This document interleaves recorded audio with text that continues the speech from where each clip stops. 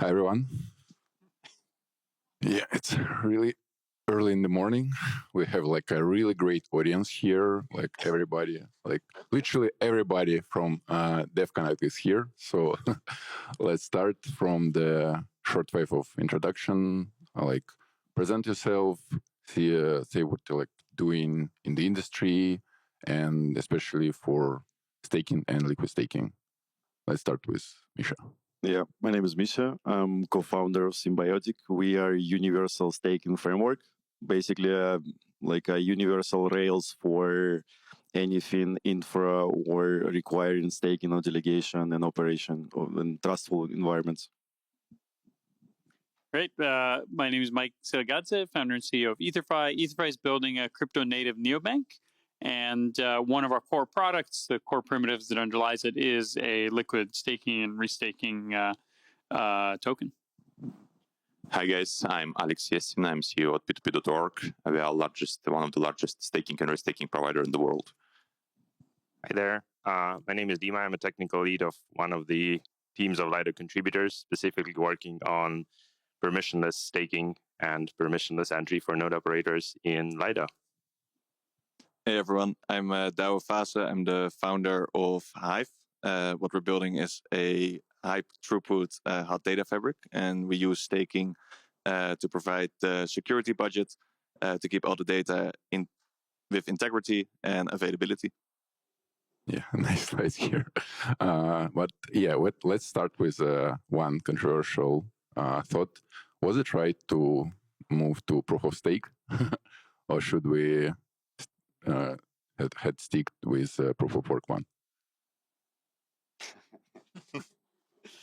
Well, it's not as clear as people think it is. It proof of work has its benefits. It's something that like it has less mobility than the stake itself, right? So when you like want to like actually like if you need to attack a network on a really short time frame, it's harder for proof of work system because you need to actually accumulate a lot of hardware, or rent it out, or like do a lot of things, a lot of steps to actually get yourself a mining capacity that will be enough and sufficient for you to like upgrade the network or like double sign and do something else. For proof of stake, like there were a lot of concerns related to that actually, like to the like people accumulating enough stake or like catching the moment where Ethereum is gonna be like if it's gonna be really really down, and then like trying to utilize this to propose a malicious upgrade. But yeah, no, like on a personal note, like I really like proof of stake, and I really like for people not to tell that I'm destroying the planet, right? Because people that like the ones that were participating in DevCon in Bogota and running for their lives, they were like still happy because like we had this 99.9995% efficiency improvement, and you can do a lot of cool stuff with proof of stake as well. Right, you have way more flexibility, but you get yourself a principal agent problem, which was like present in proof of work as well, but a bit less so. And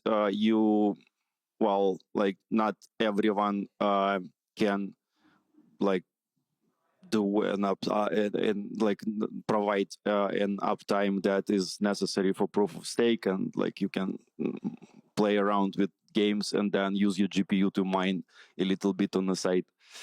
So yeah, like I started with the like Ethereum. Like my interest in Ethereum was not about smart contracts. It was like not really something that interested a lot of us. It was just because like I couldn't mine Bitcoin. It was already ASICs, and like I could mine Ethereum, and it was nice and profitable. And in general, like smart contracts were like something that people told us, you like give it $1 and gives you Pepsi, and I was like, why do I need that? We have that at home. So yeah, like most of people joined because it was ASIC resistant and because you could mine it with your GPUs. And then we started to figure out all of the other stuff. So decentralization and onboarding process changed a lot, right? So like I don't feel the connection to the infra anymore. Before that, it was quite loud and unavoidable to feel that connection, right? Like the screaming at my farm was screaming at me each morning, and now I just go to the website Lido or Etherfire, anything of the sort, click one button, and I don't even know what happened to my money after this. You just need to check out community staking module and get yourself a dApp node, which would also be screaming like crazy whenever it syncs. So unlike Misha, I got interested in Ethereum because of smart contracts and not because of the underlying concepts of the network. And I personally think that transitioning to staking is not just about transitioning from one security mechanism to another one, but it's also about changing how economics and everything that we have on Ethereum works. Because if we currently look at current state of DeFi, well, the most used thing in DeFi is liquid stake tokens. If you remove it out of the equation, so imagine there's no more liquid stake tokens, like DeFi would be, I don't know, 50% smaller, 60% smaller, because like it's not like directly 60%, but there are chain effects there. So that's the first thing. And I do believe that DeFi is what currently makes Ethereum shine, even though some people might disagree with me. And that's the thing that makes Ethereum stand out. So you can have a very, very, very, very like incredibly secure thing, incredibly secure way to do something with your assets. Unlike Bitcoin, where you can also do one incredibly secure thing, you can store your Bitcoins. Congrats, super cool. I prefer to have more things to do. And again, the aspect of staking that I particularly like is that, again, you still can participate in staking. And with the current GPU prices, honestly, you can be even better off, because to scale your participation in staking as a node operator, you don't need to buy more machines. You can just get yourself one machine for like $1,000 to $2,000 and then run up to, I don't know, 1,000 Ethereum validators. No questions asked. Yes, you're going to need ETH, but again, with like many bonded protocols that are on the market, you can use like, I don't know, a tiny little fraction of that. And by the way, also get like insanely high yield. So for me, like Ethereum without proof of stake is not Ethereum at all. I wonder if an interesting question is, would proof of stake in Ethereum been successful if it didn't use the proof of work as sort of a bootstrapping phase? If it started off with proof of stake? And I don't have a good answer. Yeah, like one of the first major proof of stake networks, EOS, was attacked by its validators. Like we kind of like were trying to figure out like if it's like okay or not, because validators now we know that it's not okay, because we don't, like most people here don't know what EOS is, right? So yeah, no, like being pioneer in anything is like not where you want to be actually, if at all possible. So yeah, ETH was late, like really, really late in moving to proof of stake in terms of like how technologies go, right? We had Cosmos that was like operating under proof of stake for years before Ethereum merged. Did someone know about Cosmos these days? Yes, well, I hope somebody. Yeah, like yeah. So of course, yeah, proof of work was proven. It was like the Ethereum followed in the footsteps of Bitcoin that was like stable for a while, semi-stable, like not as stable as now, but like semi-stable. So of course, like when you start, like and it had like plenty of innovations, right? Like so at some point you should like just say like it's enough, right? Like we're building Turing complete blockchain, the first one, right? It's gonna be like testing a lot of new hypotheses, like proof of stake, like we'll do it after. And like remember the complexity bomb and like other initiatives, so it was designed to like overcome that at some point. Maybe there's some question a little bit out of date because we're already here, right? I mean, we can change the history. And if we speak about the proof of work and proof of stake, I think it's different technologies for different goals. And I know Bitcoin has their own niche, like as I know the digital gold. I know Ethereum, it's a little bit different. And maybe right now we need to ask, ZK or proof of stake, and to think about the future. Yeah, but I think like with ZK, we still will need to like use proof of stake, no? Like, yeah, for sure. Like if we speak about current trends in Ethereum towards ZK, it's more of an effort to reduce, like to allow more people to run their nodes. So basically removing the need to perform the actual execution and just verify proofs like that. But it shouldn't remove the aspect of having something at stake. Even with proposed ideas of separating roles, at the end of the day, something should be at stake. And moving back to your question about if proof of work, like would Ethereum be Ethereum without proof of work? I honestly think that not. So this transition and the path that Ethereum took, it's probably one of the most successful paths that could have been taken. Because back in 2014, well, should Ethereum start with proof of stake? Well, it's going to be yet another Cosmos-like chain or whatever. So the transition itself was great, and proof of work was a great thing to kickstart, but it's just not sustainable in the long run. okay, so what do you guys think made liquid staking so successful on Ethereum network and not so successful on other networks with proof of stake?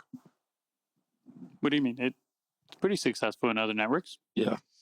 Like, in comparison with Ethereum, it's like a bit different. Well, liquid stake tokens are the source of liquidity for almost every chain. Like that's like the Solana base, or... the base yield that is used for stable coins or whatever. Like no, like liquid staking for Ethereum, it has unique place, right? Like it's not like the same as for everyone else, because we had beacon chain and a leap of faith for people to actually think that it's gonna materialize into tokens, right? Just like today, just tell people, yeah, you need to lock your Bitcoin for like maybe a year, maybe two, maybe more. And yeah, nobody will do that. But for Ethereum, liquid staking actually like made this pill a little bit easier to swallow. We'll give you magic internet money for your tokens that are going to be locked indefinitely, probably, right? So it was, yeah, like holy. It was a really nice idea, and like I wish I would come up with that, but it seems so simple now as everything. But yeah, like it was a representation of your locked for like tokens on a beacon chain. For other chains, they followed because it's so nice, right, to have instant liquidity, and like that. This is the same mechanics that we have for like every post network actually becoming DPoS, right? So like it's like no break. We know how it goes right now, right? Like if you create post network, somebody will build an add-on that's gonna make it delegated proof of stake, because like people just don't want to do it like en masse. And the same goes for liquid staking. Everyone knows if you have proof of stake system, and it kind of needs to have like a withdrawal period, right? Because like the window of slashing, right? You will have liquid staking immediately. But at the same time, on Solana for a while, like regular staking has been dominating liquid staking, and I think it still dominates liquid staking. So, but isn't that because Solana has delegated proof of stake like natively integrated in the protocol? So yeah, if we think if in your opinion, guys, the coolest feature of liquid staking is adding delegation where there is no delegation, that might be the answer. Though, in my opinion, liquid staking is more than just a delegation, right? So then you can participate in DeFi. And for Solana, the answer for me is simple. There's no DeFi on Solana. So that's why you don't need like liquid staking token there. I think that Nice. there is DeFi on Solana right now, but not that good, like on Ethereum. Yeah, like absolutely unbiased panel here. Also, maybe based on the legacy of Ethereum, because initially, I mean, like in Solana, you can do from the first day to stake to unstake. In Ethereum, it was impossible. Like you can just lock your assets and you need to do something. It's the reason why the LIDA was very, very successful, because it was just only one option how you can operate your tokens. But we didn't have the same with Solana. And what do you think? Like, is it better to like delegate the staking into blockchain developers?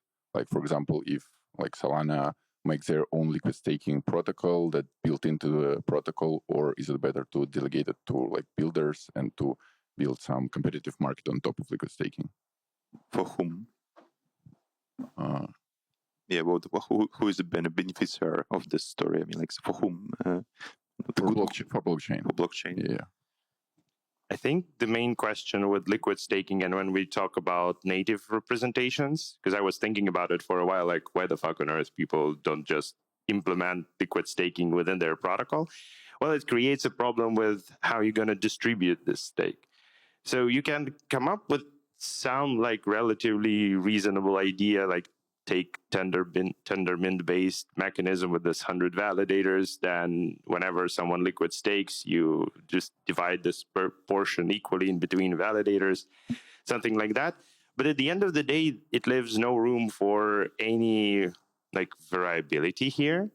So I personally think that the situation that we have on Ethereum, where liquid staking is on application layer, and people can indeed choose like what they want, if they want like a more riskier option, or if they want more like decentralized option, or whatever other option they want to have, they have it. And even though it kind of results in us having a few representations of liquid staked ETH, it apparently doesn't create that much of a problem, because again, people are able to choose, and there is sufficient liquidity for like majority of liquid stake tokens on Ethereum. So for me, I would say that it's better to have it at the application layer rather than the default option. Yeah, more flavors, more better. No, like some people are like, yeah, we like a framework that Lido uses to allocate to different operators. Some people are like, no, like who even like controls Lido? Like it's better when it's like centralized, and by like Coinbase is the biggest organization, like almost the biggest organization, so they probably should know better. Some of them are, yeah, like I'm gonna go to Dima and like earn a lot of yield, yeah, for performing my work.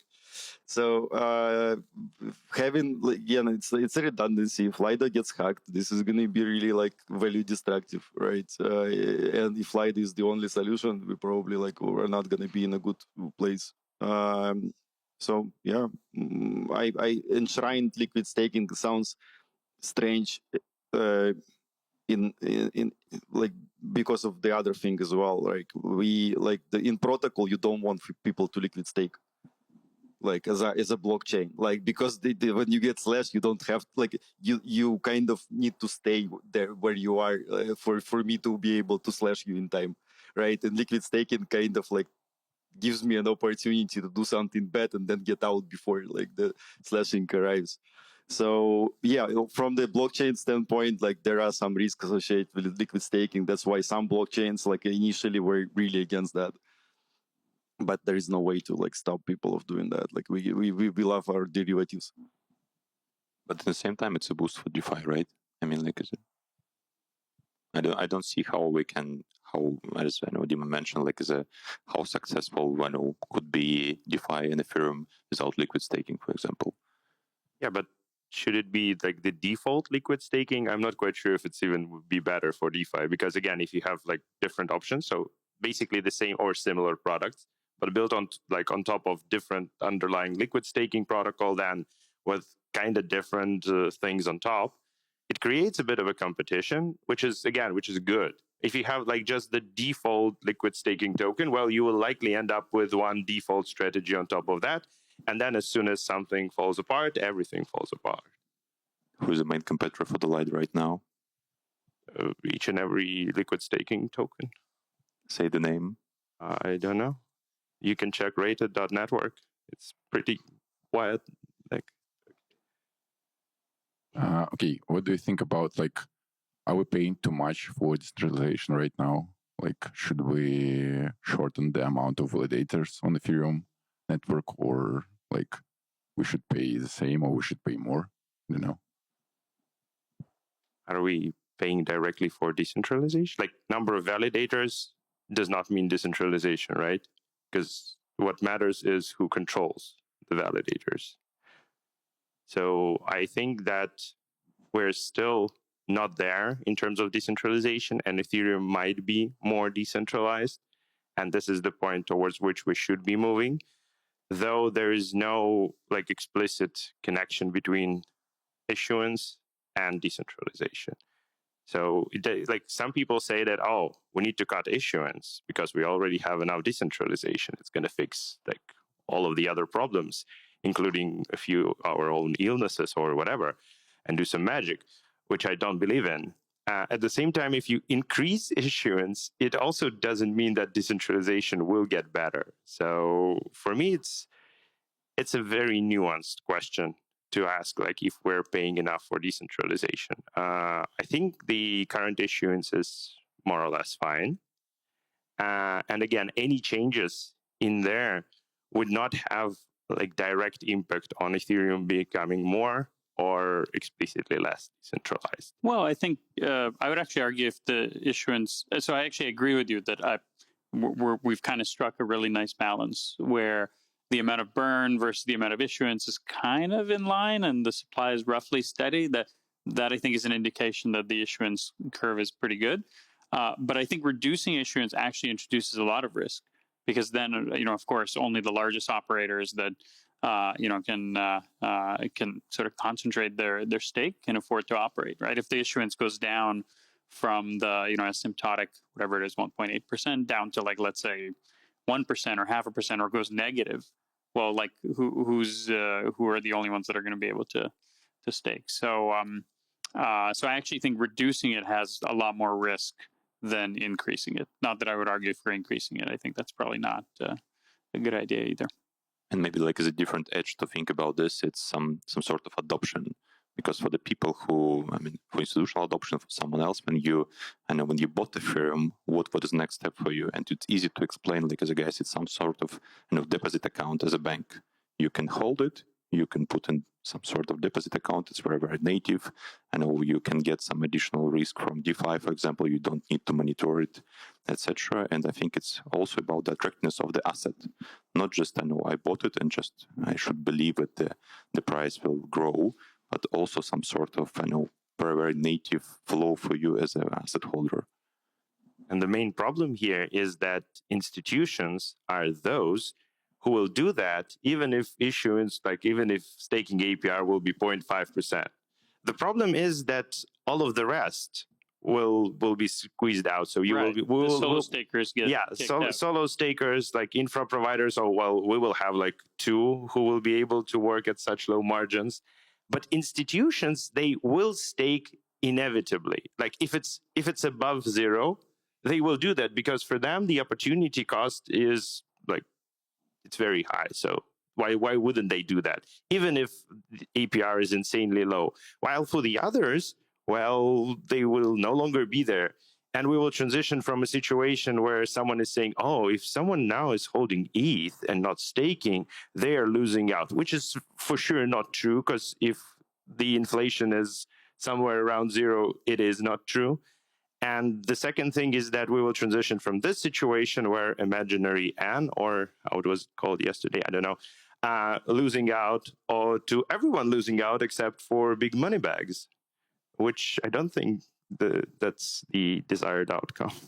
And I think the same about the operator, because you mentioned a very important part, like as I know, when we get something from this specific validation, we can allocate money to develop some new architecture, to develop some new features, to support it properly, to have a more than one SRE, because we know it will be, the gross margin positive for us. If we don't see this opportunity, what is the reason to keep some more talented people to involve in this specific network? Because maybe we should do something absolutely different. And the same about as a infrastructure as well, because right now we as a big operator, we pay a lot for different infrastructure in different location, because we know the sustainability is key for our customers. And if you see this gross margin will be negative, you don't have the money to pay for this, because you can influence, despite of all our desire, we can influence on as a hardware cost, because it will be public hardware cost. You don't have the money to support some different data centers. It's also as a maybe the threat for decentralization. If anything, wouldn't the decentralization be more tied to the cost of entry and not so much the issuance? Because if the margins are very small, then what you're saying, institutions can still profit from that and solo stakers cannot. But another thing, solo stakers cannot always afford, the 32 ETH to actually participate in the protocol. And I think that might be much more tied to how many different people can participate in the whole staking and participating in the proof of stake network and contributing to the decentralization of the protocol and reducing that amount of stake, rather than that it's a lot tied to the margins that they can make. Obviously, if the margins are very low, like institutions are the only ones that will actually be interested in that margin. But I think the dramatic effect might also have much more to do with the cost of entry rather than the APY. It might. But as soon as we start talking about reducing issuance to some low values, anything lower than now, we should also think about options outside Ethereum. So again, as I mentioned, for institutions, is that they decided that they do need to hold some ETH, they will stake it because they already decided that ETH is a good investment for them. For solo stakers, okay, let's imagine, first of all, the entry barrier is already lowered by, again, products like CSM or Rocket Pool, so you definitely don't need 32 ETH right now. You can start with something like 2 ETH or so. But okay, you have this 2 ETH, and you're going to get 0.5% APR on this ETH, and at the same time, you need to run validator. So you need to have this box. You need to pay for internet connection, like a few euros a month per electricity. Would it all be worth it? Likely not, because with 0.5%, for example, staking APR, you are better off just lending your stable coins on Aave or buying US Treasury bonds outside of Ethereum, and you will be way better here. So when we talk each and every time that, current issuance is too large, again, look around. US Treasury bonds are currently at 5%, maybe even higher. No, I mean, 4. It on 4. Okay, and Ethereum staking APR is at 2.7, with Ethereum price being as wobbly as a loose chair. So I think this is the thing that should be considered. And again, for solo staker and for small players, they are not those making an executive decision that, okay, we're going to buy a shit ton of ETH. We're going to hold it for ages. No, they are less likely to do that because at the end of the day, they need to pay their bills. And well, they might have 10 ETH spare, but I personally wouldn't stake my 10 ETH and run validator if my APR would be even current staking APR. I would not do an extra effort for that. And this is what will phase out people. So they would liquid stake for sure, because they don't need to do anything. But as soon as there is an additional action required, they're going to be phased out. Would you say for the decentralization that's not problematic, that it's not lucrative enough for solo stakers to actually, participate in staking then? You can deposit it in liquid staking and someone else will run the validator and you don't really need to do anything. You can still get the APR. But would you say then that there is enough different people or different organizations that currently are in charge of the validators, that it's sufficiently decentralized? Or should it be more focused on solo stakers and getting more individuals to actually participate in the proof of stake network? Yeah, I think, first of all, solo stakers were there, they are there, and they would be there. But their motivation is it's pretty unique. It's more based on them bringing value to Ethereum or them staying isolated away from DeFi and whatever else. But if we speak about mass customer, about liquid staking protocols, well, again, approach like we took in Lido with CSM, where you can either get this 2.7 default STETH APR by just doing nothing, or you can go and get 6.5% APR for running nodes in addition to just supplying your ETH. This is what creates this incentive difference. And right now, this incentive difference is high enough to attract people on both sides. So both stakers and node operators. So I think this is the future, and this is where we should be looking for balance. So let's leave solo stakers aside. They have their own motivation, and it's super cool. Though I don't think that there is a feasible way to meaningfully increase the number of solo stakers. They are motivated internally, and their motivation is very complicated. So it's good that we have them. I don't see major opportunities of attracting more of them. I do see opportunities of attracting people into protocols like CSM and Rocket Pool, for sure. And the rest, well, they would provide money for those running validators for liquid staking protocols. Yeah, no, like you dive right into the most contested question about like MVI and other stuff.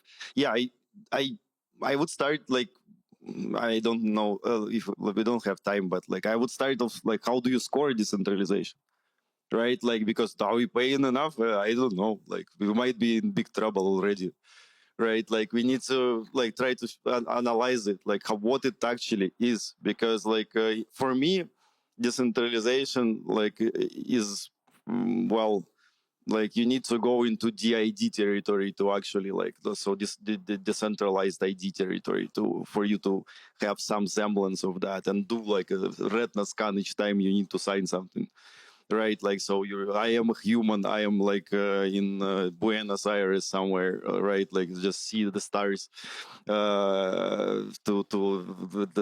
geolocate me, and this is my blood sample, because like there is nothing else. You will get rolled, like you're probably like we have less operators than we think we have, right? Even CSM module for what is every greatness that it has, right? So how do you score it? How do you create an alignment, right? Polkadot had a really like interesting initiative that was called like 1000 operators, right? Where they actually like was fighting P2P to get them to like charge more for the users, right? Because they were no, it was like it's public knowledge, right?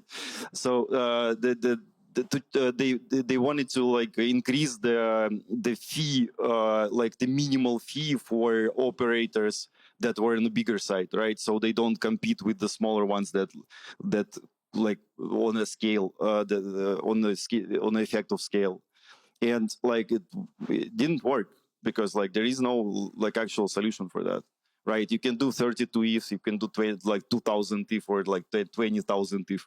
Like you just will have like a lot of really janky clients running around on one node, right? Like so it's not gonna like there is no like there is no solution to that like that we know of, right? The perfect example of all of it is like DAO or voter apathy, right? Nobody votes.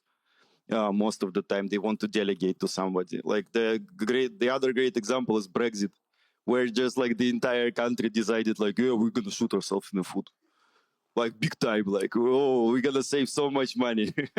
And they're like, why don't I have cheese anymore? So yeah, like I'm professional at that, and for me like running Ethereum node is kind of like hard, right?